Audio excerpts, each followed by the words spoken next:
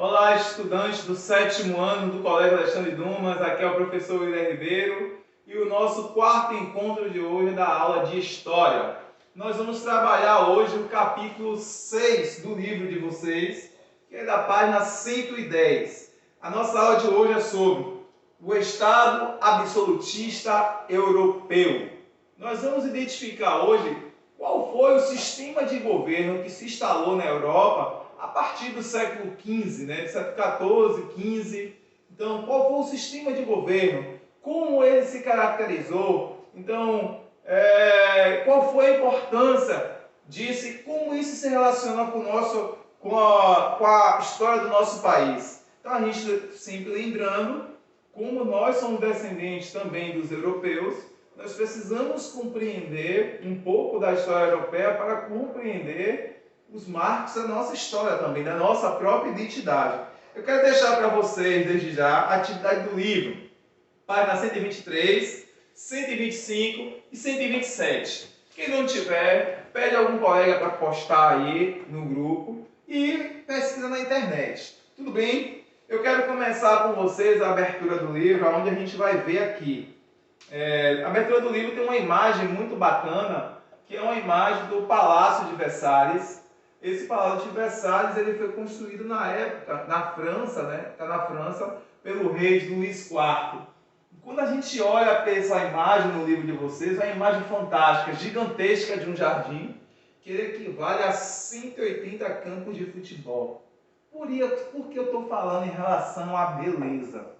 Porque nesse período, os reis vão ser os governantes absolutistas. Então, quando a gente fala o Estado absolutista, significa que esse monarca, esse rei ou rainha ou príncipe, ele tem um poder político absoluto. Então, a beleza, a grandeza, significa o esplendor, significa o poder, representava a simbologia do poder desse rei. Então, por isso essa imagem aqui de abertura. Eu queria que vocês, quem tivesse um livro, e quem não tiver, acompanha aí a nossa leitura, que diz assim, a primeira parte diz assim: a partir do século X, os reis começaram a deixar de ser figuras quase simbólicas e buscaram a conquistar cada vez mais poder, apesar da resistência e das forças dos poderes locais. Então veja, a partir do século X, a gente estudou que na Europa a gente teve um período que foi período do feudalismo.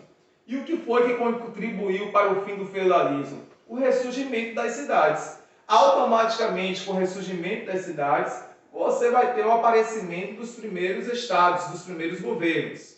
Então, um exemplo, Portugal e Espanha foram os primeiros países nas navegações marítimas. Por quê? Porque foram os primeiros países a formar um estado, ou seja, se formar como país. A gente teve aí alguns movimentos também, como o Renascimento, tivemos aí também a Reforma Protestante, e a gente viu que, por exemplo, Lutero, ele foi protegido por alguns dos príncipes, reis, por exemplo, da Alemanha. Vamos continuar aqui no segundo parágrafo, que diz assim: ao longo da Baixa Idade Média, vários monarcas europeus ampliaram o número de funcionários, passaram a contar com um exército profissional em seus governos, assessorados por conselheiros, estabeleceram políticas econômicas, promulgavam leis, determinavam punições aos infratores, decidiam sobre a arrecadação e o uso dos impostos e tributos e procuravam controlar a igreja. Além disso, utilizavam os bens e riquezas do reino sem separar as finanças pessoais do Estado. Então veja, entre os séculos XV e XVIII, progressiva intensificação dessa forma de governar, conhecida como regime absolutista. Então, o regime absolutista, como diz na introdução do livro de vocês, ele nada mais vai ser de que a concentração dos poderes na mão desse rei. O próprio rei, ele governava, o próprio rei, ele criava a lei, esse próprio rei, ele fazia a aplicação da lei, ele controlava a economia, ele mandava na sociedade e até mesmo na igreja ele interferia. Então, para um país ele ser um país se formar como um Estado, ele precisa ter o seu próprio rei, suas próprias leis, tem que ter o seu próprio exército, sua moeda, o seu idioma. Nós temos que ter também aqui o sistema de pesos e medidas, a delimitação da sua fronteira. Então veja que ser um país independente não é só ter um território, mas tem que ter toda uma estrutura. O governante, as leis, uma única lei para todos, uma força militar, uma única moeda nesse país, os pesos e medidas e, lógico, né, os elementos da cultura que os identifica. Então, nesse primeiro momento, o que nós vamos estudar nesse assunto é justamente o que é o absolutismo, que ficou conhecido também como antigo regime. Quais são as características desse antigo regime, né? Como se organizava, e é isso que a gente vai ver. Na página 111, eu queria ainda ler um pedacinho aqui para vocês, se vocês acompanharem aqui no primeiro parágrafo. O poder absolutista da Idade Moderna tinha uma das bases sociais de apoio herdada das longas transformações do feudalismo. De um lado, era apoiado pela nobreza para conter as revoltas do campo, e do outro, a emergente burguesia. Já os trabalhadores pobres das cidades do campo continuavam excluídos da política e suas condições de vida permaneciam bastante precárias. Para viabilizar seu poder e garantir o acúmulo de riqueza, os monarcas adotaram diversas práticas econômicas, como o mercantilismo. Então a gente viu aqui, característica da política, poder absoluto. Característica social, uma sociedade onde alguns grupos da sociedade possuíam privilégios. E econômico, a gente vai ver o mercantilismo. Então vamos ver aqui na imagem algumas dessas características. Passa aí, por favor, vamos lá. Absolutismo pode ser ao mesmo tempo considerado um regime autoritário, aonde o governante ele tenta agir acima da lei. Então por isso que é chamado de absolutismo de absoluto. Regime político em que o poder está concentrado nas mãos do rei. O rei, ele é o chefe militar, chefe da economia, chefe administrativo, chefe da igreja, detém esse poder o quê? Absoluto. O rei também é ao mesmo tempo que ele manda, ele cria a lei, ele aplica a lei e se sobrepõe até mesmo à fé.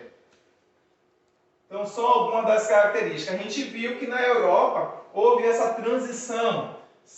A população saiu da zona rural e passou a atuar nas grandes cidades, que foi justamente o ressurgimento das cidades a partir das relações de comércio.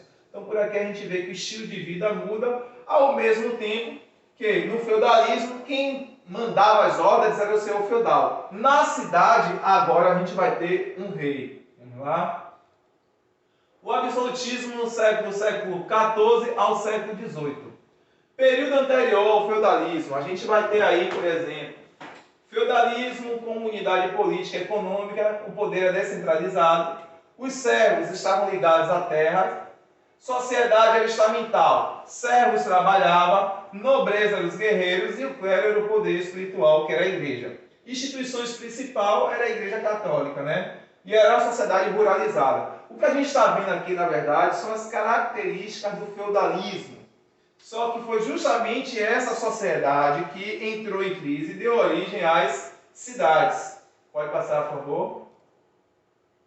Condições para o absolutismo. Pode passar, por favor, essa imagem. Vamos lá, pode passar. Então aqui, essa imagem representa aqui as grandes navegações, representa também a reforma protestante, o surgimento do comércio e o surgimento de uma sociedade urbana. O apoio burguês ele foi essencial. Quem eram os burgueses? Eram os comerciantes. A gente viu que com o ressurgimento das cidades, que primeiro eram chamadas de burgos, deu origem aos burgueses. Então, padronização. Os burgueses eles queriam a uniformização das regras para o comércio. Eles queriam uma moeda única, lei única, pesos e medidas únicas, né? E uma língua única. Ganhavam protagonismo econômico e expande o mercado para consumir. Então, a burguesia era o grupo responsável pelo comércio, que eles estavam interessados em aumentar o seu comércio. Daí eles ajudavam o rei com o dinheiro, e isso contribuiu para o aparecimento do rei. Vamos lá? Aqui era como a sociedade ela era dividida em estamentos. A divisão social era: primeiro estado era o clero, representava a igreja. Segundo estado era a nobreza. Então, tanto a igreja como a nobreza possuíam privilégios e isenção de impostos. Significava dizer que não pagava luz, não pagava água e que era sustentado pelo terceiro estado, que era a burguesia, e o povo, que era 95% da população. Ou seja, esse grupo sustentava esses dois grupos mais o rei. Fortalecimento do rei e reorganização econômica. Burguesia. Com os impostos que pagava o rei sustentava seu exército de mercenários e o que contribuía para que esse rei se mantesse no poder, com a centralização do poder. Formava-se o Estado moderno, o Estado absolutista, o Estado nacional, a monarquia nacional. A burguesia busca o enriquecimento constante. A burguesia ela vai tentar se aliar ao rei constantemente, porque nesse período era o rei quem determinava. Por exemplo, vamos imaginar que você tivesse um dinheiro e queria investir em alguma coisa para poder ganhar dinheiro. Então era o rei que determinava o que você ia abrir muitas vezes e para quem e a quantidade que você poderia vender. Então, nesse momento surge o capitalismo comercial. Então, o capitalismo é você acumular riqueza. Pode passar, por favor. A política econômica, o absolutismo, ele se caracterizou na economia pelo mercantilismo, que tinha balança comercial favorável, metalismo, protecionismo e intervenção estatal. O que era a balança comercial favorável? O país ele tinha que vender mais e comprar menos. Então, para um rei, um estado como Portugal enriquecer, balança comercial favorável é isso. Portugal ele tinha que vender mais produtos e comprar menos produtos, porque aí ele teria lucro. O que era o metalismo? Nessa época, um país era considerado rico, aquele país que tivesse mais metais preciosos, ouro, prata. Por isso é que Portugal vai sair das navegações, nas grandes navegações marítimas, em busca de metal precioso, assim depois a Espanha e logo em seguida outros países europeus. O que era esse protecionismo? O protecionismo era a seguinte regra: quando algum país, vamos dar um exemplo aqui, os Estados Unidos vêm vender seus produtos no Brasil, aí o governo brasileiro ele cobra um imposto mais caro.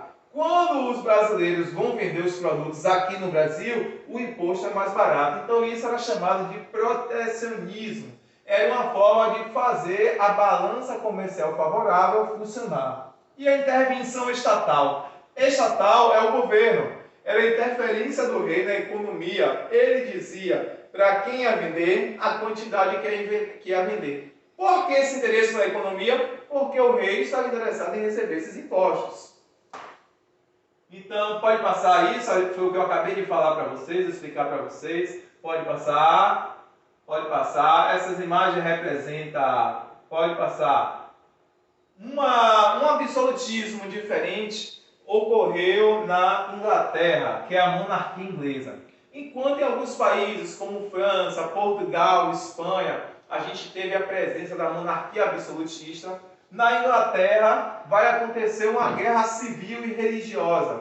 E o que é essa guerra civil? É uma guerra entre os próprios cidadãos do país, onde eles reivindicavam que o poder do rei deveria ser controlado por uma lei. Eles não aceitavam que esse monarca tivesse o poder acima da lei. Então, na Inglaterra, a gente vai ter uma monarquia parlamentar.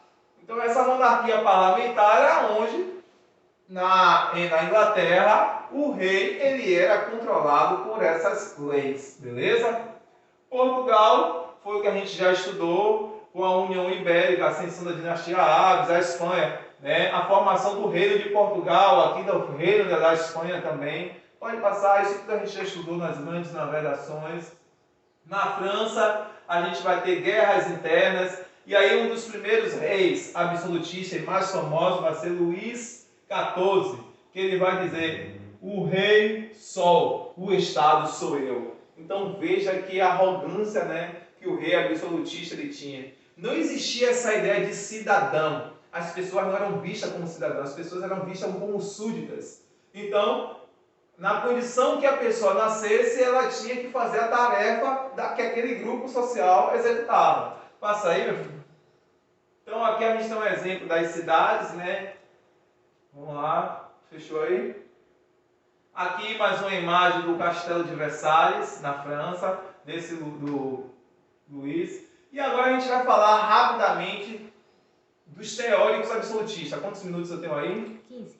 Então eu tenho aqui alguns teóricos que eles diziam o seguinte, né? Nicolau Maquiavel não era propriamente absolutista, mas renascentista ele tem a obra O Príncipe, a separação entre a política e a religião. Esse cara ele dizia a seguinte questão, que o príncipe ele era uma pessoa indicada por Deus.